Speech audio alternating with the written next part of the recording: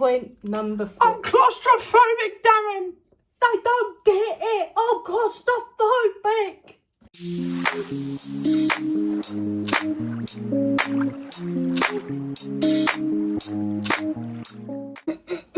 What's happening, guys? We're back. We're trying to keep this video nice and sharp, so we're going to try and get it done ASAP Rocky. Now, let's go.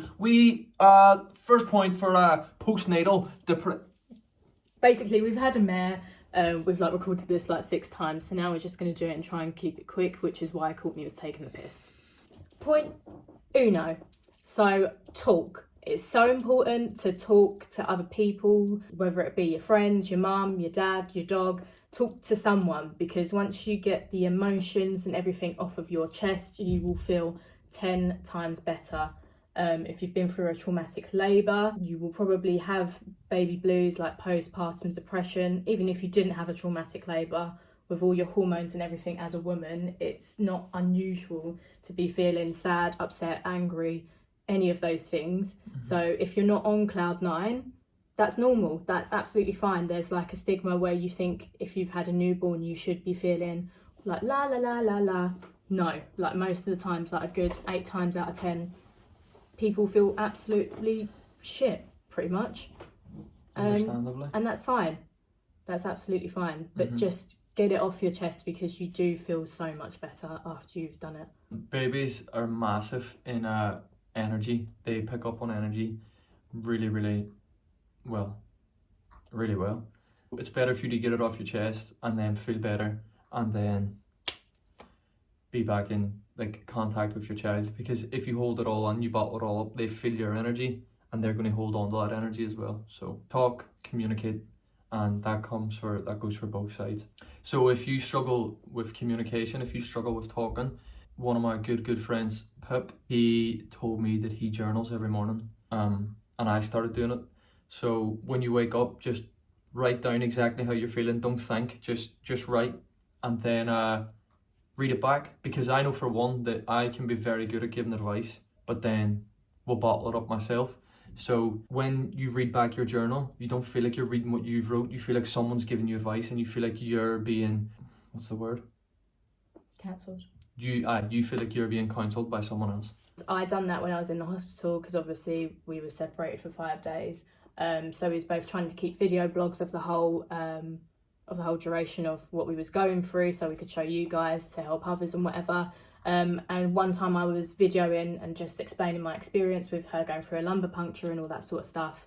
And I just started crying throughout this video, because I'm one of those people, I don't like to talk about my emotions and being sad and all that stuff. But after I done this video and got it all off of my chest just to my iPhone, I felt absolutely fine afterwards. It was like a sense of relief. So even if you do, just film yourself, write it down, just get it out there somewhere. It doesn't matter to who, what or where.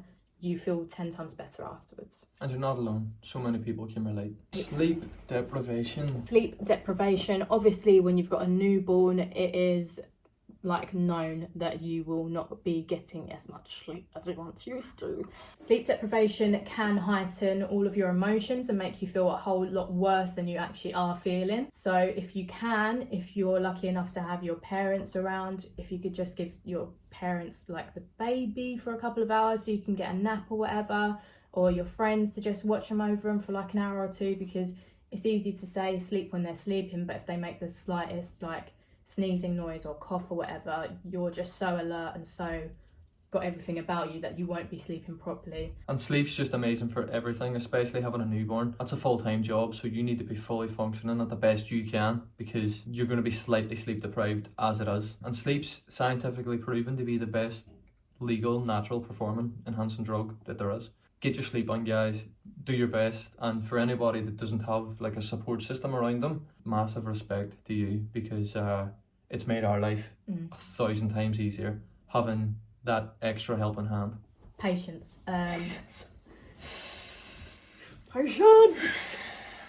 We're going to call this patience and understanding, because you've got to try and understand, if you're in a relationship, you've got to try and understand both points of views going through this process. I'm very understanding of the fact that Courtney didn't go through the labour, he didn't go through the pain side of it, but mentally he had to watch me go through it And that's a lot because he had to sort of be the rock of the situation and not break down into tears, and he had to pretend that everything was okay when I was lying on the bed and there was like a practice nurse jabbing me, making me bleed all over the bed. He was like, it's all great, it's all great. You've got to understand that even though the man isn't going through it physically and all that sort of stuff, they do have a lot of like mental things and challenges that they're going through as well. So you do have to be patient in the fact of just understanding the other side of the situation as well. Like when your man does finally go back to work or whatever, they won't be with the baby, they won't be picking up stuff that the baby dislikes as quick as you obviously do, because you're with the baby all day. So when they come home from work and they're not doing something the way that you've been doing it, don't automatically just be like, oh, for God's sake, you're useless, blah, blah, blah. Because it's easy to do when you're tired from looking after a newborn. Just be patient, show them what you've been doing all day.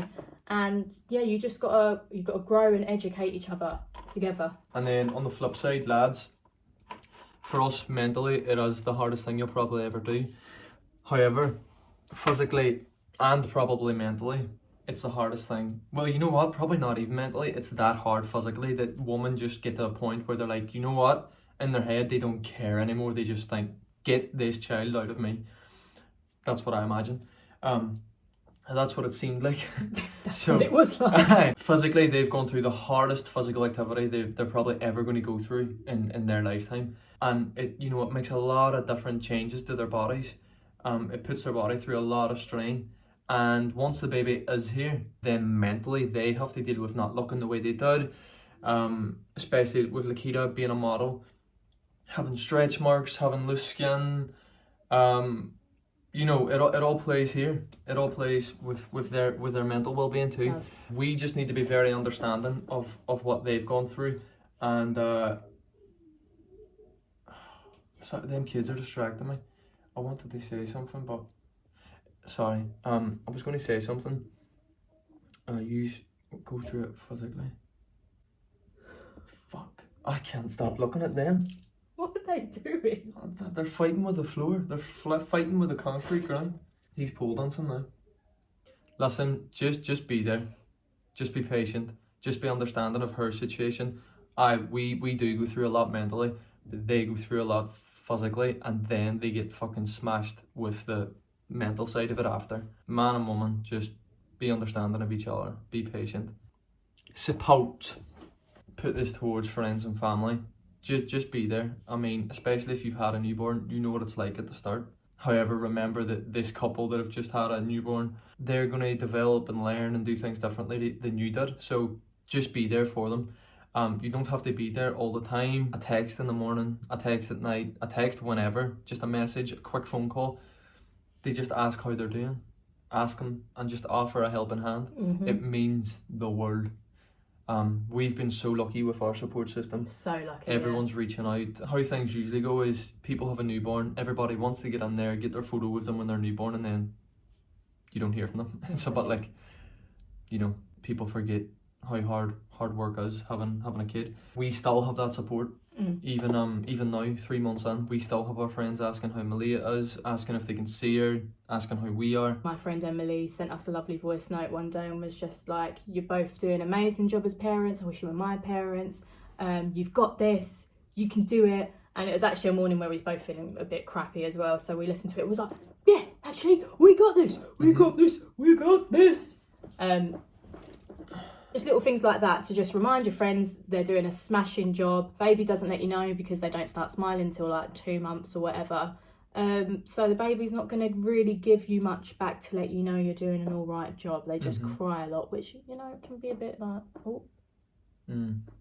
It's the little things that really do make a big difference to your day. It's a hard fucking job. So for anyone that's just had a kid and they're feeling a bit shitty, or maybe you're feeling great, hopefully you're feeling great, but see if you are feeling shitty, man, not everybody in the world can do this job. You're doing an amazing job, and anyone that's about to have a kid, it's going to get tough, it's going to be hard, but just know that you're a fucking gangster and you can do it. Whenever you're feeling shit, give yourself that 5 minutes of feeling sorry for yourself, and then put on a fucking gangster rap, pull your big boy pants on, and just get at it. You're smashing it. You will be amazing, and your kid will be so grateful and thankful when they can actually let you know. But it's not an easy job, so well done you. Point number 5 is treasure this time that you have. Although the first sort of steps you can have like postpartum blues and all that sort of stuff, treasure that time, because once they start walking and start, you know, throwing their food about in your face and all that sort of stuff, you're going to miss the times when they was a tiny little newborn who just slept and done a little poop ski. You could just cuddle them. So really treasure it, because it goes so quickly. You're allowed to feel like shit, but you can feel like shit and still have so much love for your baby. That's no one saying that because you're having a bad day that you don't love your baby and you're a bad parent. You can do both at the same time. That's what parents do. We multitask. We feel shit, we feel good at the same time. It's a new thing, it's a new revelation. So do just treasure that time that you've got and take it all in every single moment. And if you can, try to stay off of social media and all that stuff for the first couple of weeks, because it makes a massive difference, doesn't it? Oh my god, that's just a depression tablet ready to swallow. Especially if you've just had a kid, especially for women.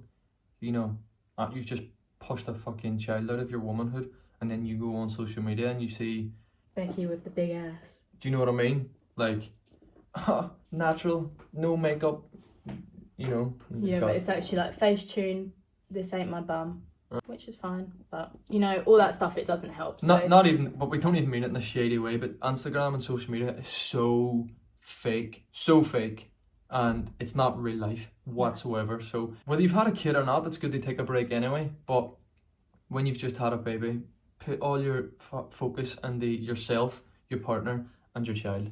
Just really enjoy the moments that you get to spend together, because it's actually magic when the baby's just born. Magic Mike.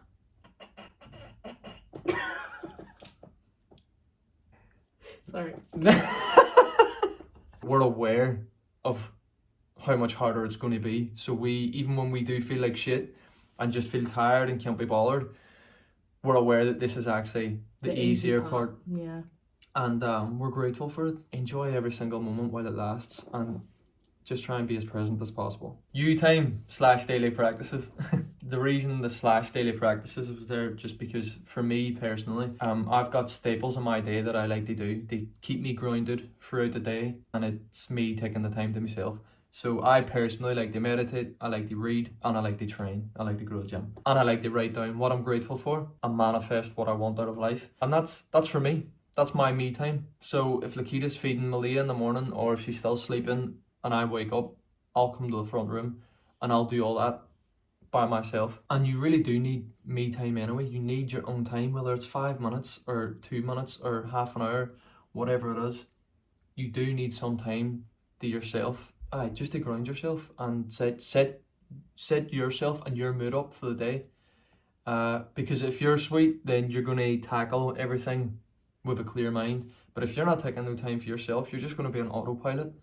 And for me, I'm just not very happy when I've not had no time to myself. I don't meditate. I feel like I'm like a cat. I just sort of meditate throughout the day I just do it subconsciously. I don't have to sit and take the time to meditate.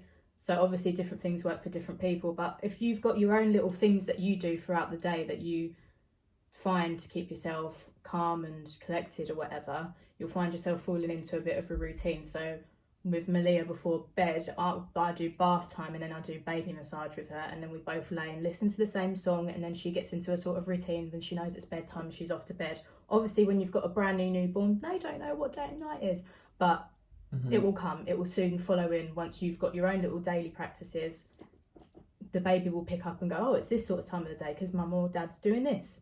So it sort of helps, like when it comes to a later stage, for a routine as well. And even if I wake up early and Malia wakes up and I can tell Lakita's tired because she's the one feeds her during the night, she's breastfeeding, I would take her upstairs by myself, just me and Malia, and just having that like time in the morning where everything's so still and it's just me and my daughter, that's kind of like a us time.